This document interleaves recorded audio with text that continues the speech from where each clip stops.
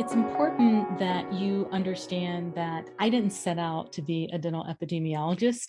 And to be honest, I'm happy that there is a pandemic because now people know what an epidemiologist is. For the longest time, my mother would just tell people she works at the CDC as though people understood what that means. But now in the time of pandemic, people can appreciate what public health is. So I am the dental epidemiologist who turned into a social justice advocate and who is using data for change. So I didn't set out to be a dentist. And if it wasn't for this man right here, I would probably be a political scientist teaching in some liberal arts college. And so typically when I lecture on dental public health, I present this slide and I ask people, who is this man? I've heard that he is a relative. We're not related. I've heard random names thrown out, and I won't belabor the point, but this is Dr. David Satcher. And for those of you who are interested in health and medicine and social justice, his is a name that you should recognize. Here he is pictured as the Surgeon General, which is basically the nation's doctor, if you will. He was a former head of Meharry Medical College and has a body of work in medicine that is second to none. Why he's important in my story is that in 2000, he led the nation's first oral health report from the Surgeon General's office. Now, I'm going to sound very dated when I say this, but just bear with me. And I know wouldn't be true for anyone in this audience, but if you happen to purchase a pack of cigarettes and you see on the back that there is this warning that says the Surgeon General says that blah, blah, blah, that's because of a Surgeon General's report from C. Everett Koop.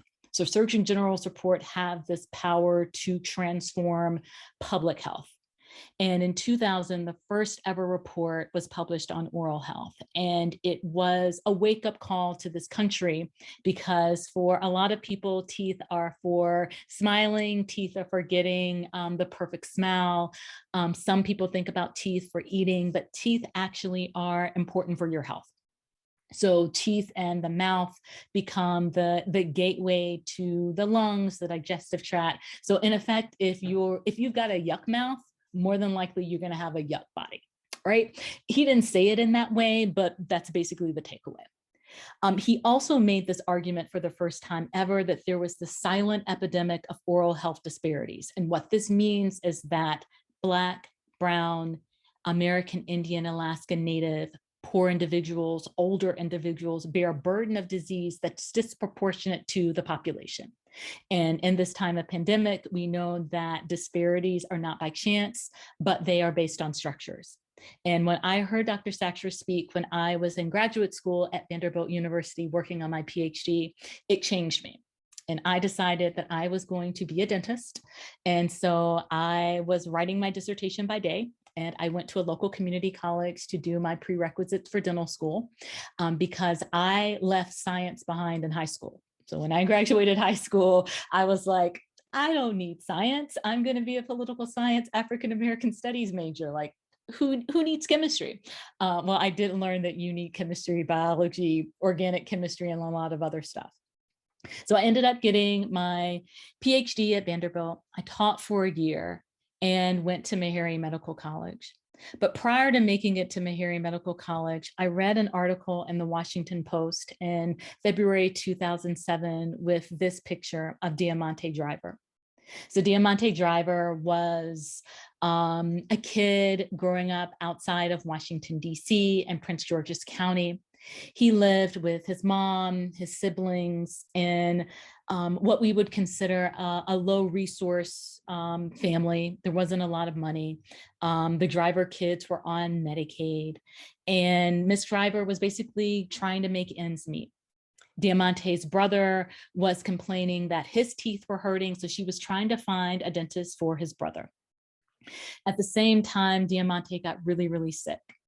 He got so sick that he was taken to a local hospital. He got so sick that he was taken to National Children's Hospital in DC. And Diamante Driver got sick because of a toothache.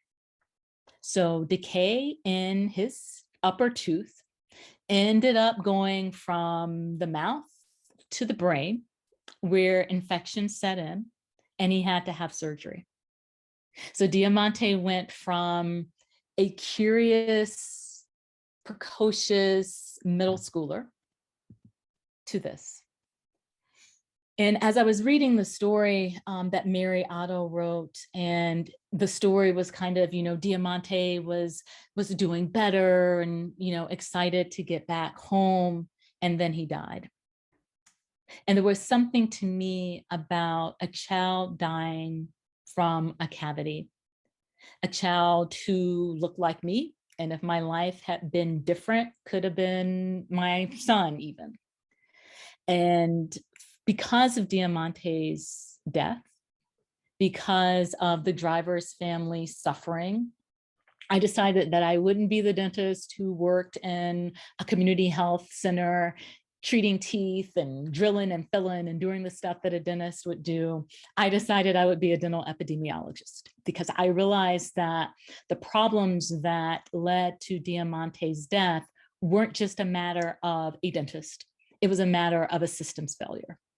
And so I set out to understand data and went to the best place in the world to understand public health and data, and that's the CDC.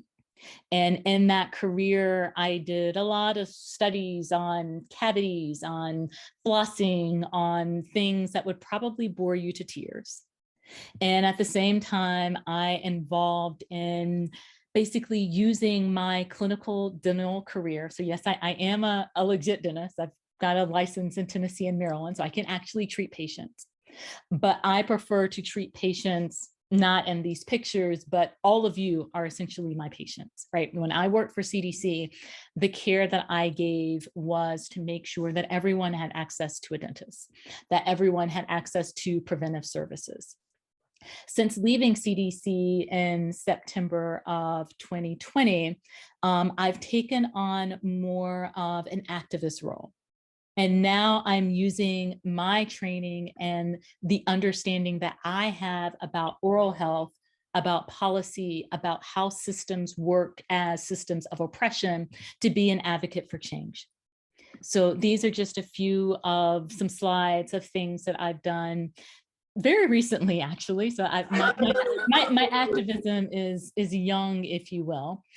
So speaking out on behalf of putting dental benefits into Medicare, talking about how dentistry, medicine, and healthcare delivery can be anti-racist practices, and using the science, using what I understand as public health science to advocate for not only better science, so making sure that in the work that talks about disparities, that work also talks about racism, talks about oppression, talks about power, but also making sure that I do the work in teaching students, and now in my role as the Assistant Dean for Diversity and Inclusion at the University of Maryland School of Dentistry, to make sure that dental schools look like the places that they should for the workforce that we need.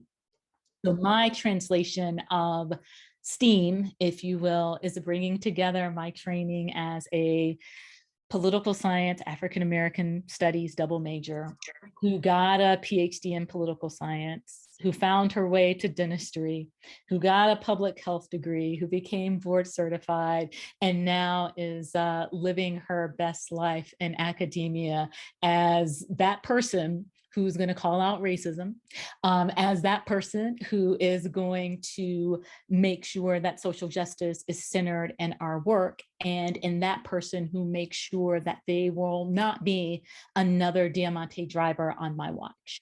So I encourage you all to follow your bliss, if you will. Don't be afraid to take chances and to try things and to be curious, because you never know when reading an article in the Washington Post might end up changing your life, or when going to a lecture to hear a Surgeon General speak might put you on a career trajectory to do things that you never imagined. Thank you.